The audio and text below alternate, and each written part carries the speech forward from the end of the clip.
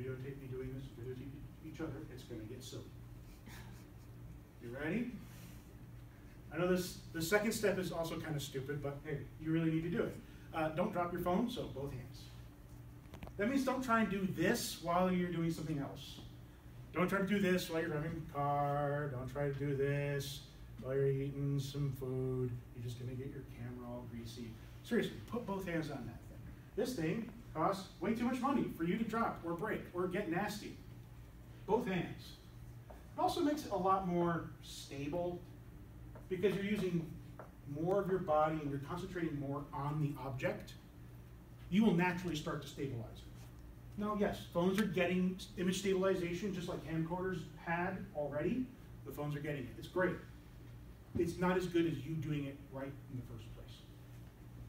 I'm not even holding both hands too, aren't I? Okay, you ready? Number 3. We are going to get silly. Make your own tripod. The tripod is the standard tool of making video stable.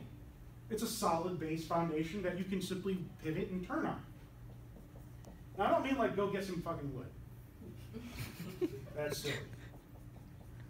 I mean, if you really are that handy, go ahead. But you want to put 3 points of contact. The natural shape in nature that is the most powerful one is a triangle. It puts all the direction of force into one point. It is stable. It is the first place, if you have a table of 3 legs, it'll stand. It will. It's the first smallest number of pressure points that can make something work. Your muscles are generally kind of connected this way too, with a broad side and a narrow side where it connects down at the bone. It's because it's the most functional shape, easiest in nature. So we have 3 ways of doing this. Number 1, lean against something. Go lean against the wall. Go, now. Wall, I can't even. Oh, yeah. Wait, can I go against this wall? Just lean against it.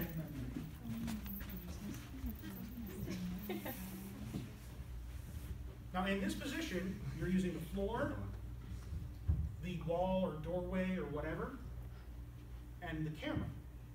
That's your 3 points. You are way stable this way. And you can just kind of pivot to strafe across objects that are moving. Generally, things move left to right.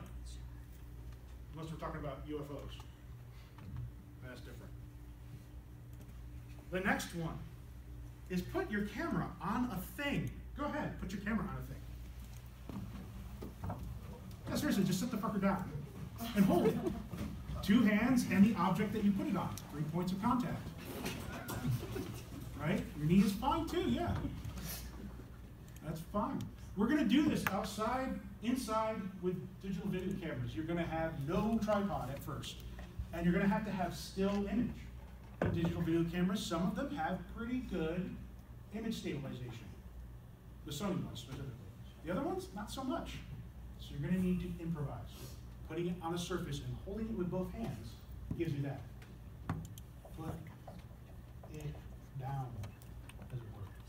And the final one is this. You becomes a tripod.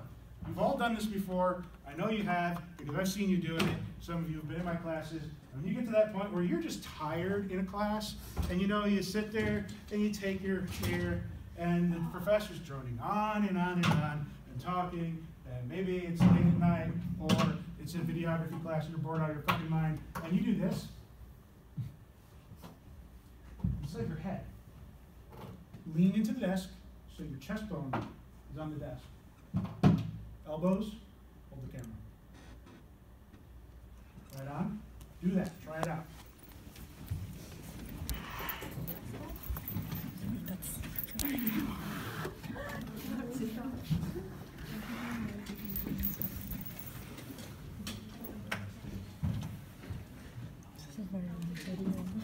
Yeah, sure. This makes your phone very stable. It makes a pretty decent pillow in a pinch. You know, you're tired of class. I promise I'll keep you guys moving as much as possible. I know it's 7 o'clock at night. Trust me, I've been up since 5:30. Got lots of work. I got lots of work. You got lots of work. It's what being a student is. It's what it is to be an adult. mean, it all makes me really, really happy. Number 4 has less to do with doing something physical and more doing something mental. It's be mindful of lighting. Be mindful.